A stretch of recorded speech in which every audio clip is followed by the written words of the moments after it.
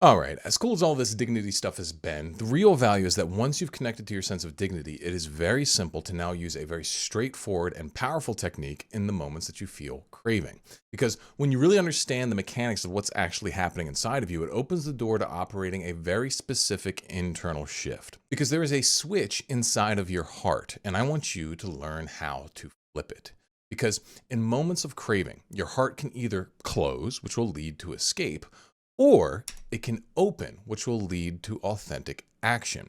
And if you can learn how to operate this switch in your heart, everything starts to change. So to kick this off, let's start with a shift on how we are approaching cravings. Instead of just thinking about them on the moral or psychological level, let's think about them from the mechanical standpoint for a second, okay? Because every time that you feel a craving, what you're feeling is a building of tension inside of you. There's this tight, restless, uncomfortable sensation in your body, mind, and emotions. I want you to think of this pattern of tension kind of like a knotted, tight muscle inside of you that's aching for relief. And the problem with this tension is that if it's left unaddressed, it will spread and it'll start to drive your behavior automatically. It's kind of like a system of puppet strings spring out of this tension and it starts pulling on different parts of you. Right? It can pull your eyes toward sexual imagery. It'll, generate sexual fantasies in your mind. It'll quicken your heart rate, speed up your breathing.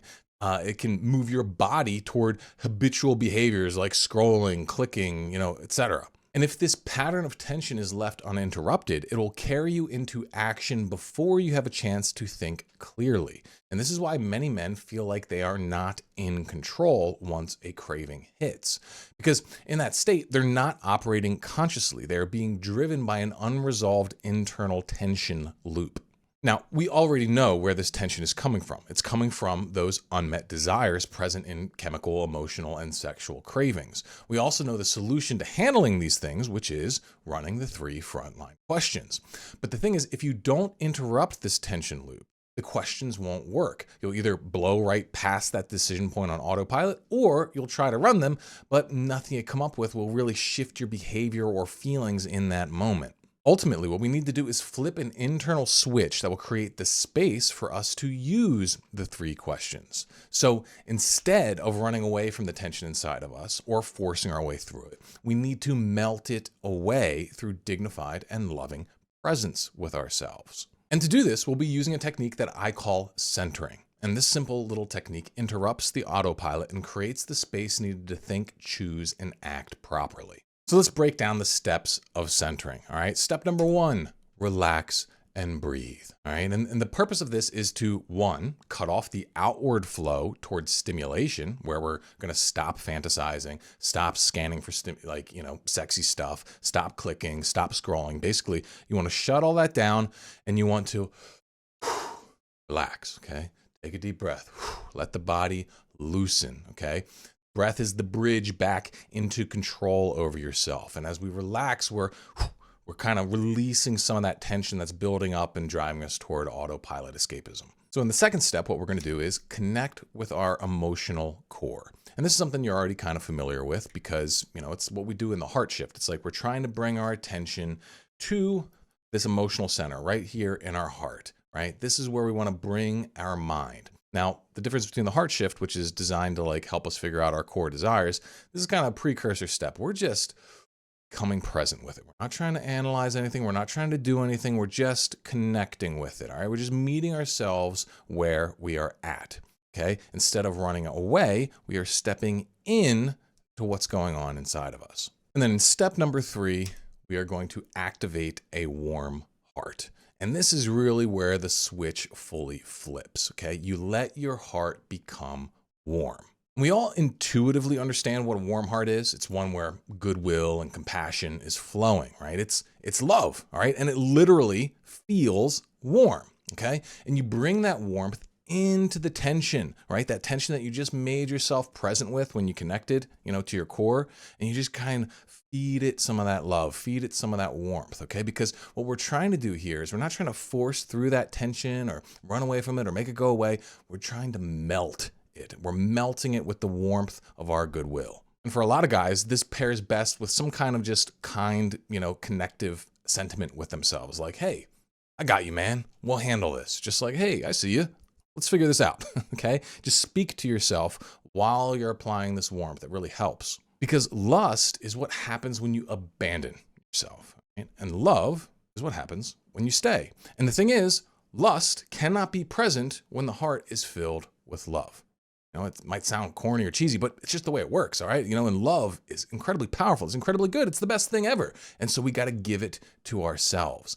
And when we do this, this is what will allow our heart to actually open up and let the 3 questions actually work. Now, a lot of guys, they struggle to show this warmth to themselves, right? And part of this is a dignity issue, right? Like they just don't think they're worth being treated that way, which is why I actually positioned this content after talking about dignity, because so many guys have so many big blocks around dignity, right?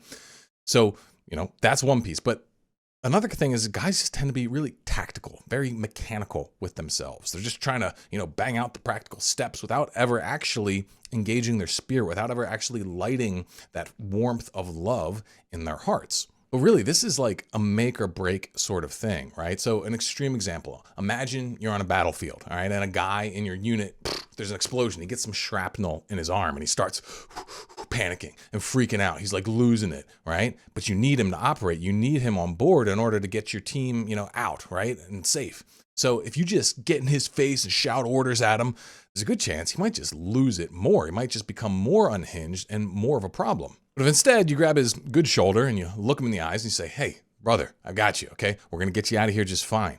Take a deep breath with me and let's focus. We've got a plan. It's going to work. I just need you with me, right? Now imagine if you did that, you're likely going to be able to bring this guy back around. You're likely going to be able to calm him down, and then you're going to be able to execute on the plan that you need to execute on. The thing is, we need that kind of support for ourselves, and not just in extreme examples like this, but honestly, during those everyday moments of stress and anxiety that would cause us to reach for porn. And that's what we're doing here, is we're just kind of taking this part of ourselves that's all tensed up, all stressed out, and we're meeting it where it's at.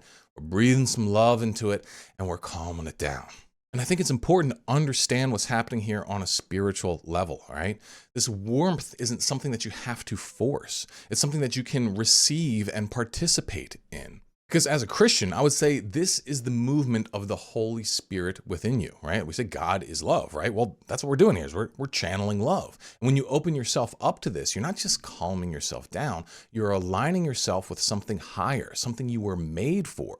Your dignity is designed in such a way that you are built for this love, God's love, to flow through you and activate you to become the man that you're meant to be. And when you are working with the Spirit of God flowing through you and working with His designs, that is when you become unstoppable. That is when you experience true healing, true transformation, and true breakthrough. So to recap, you just relax and breathe, connect with your emotional core, and activate a warm heart.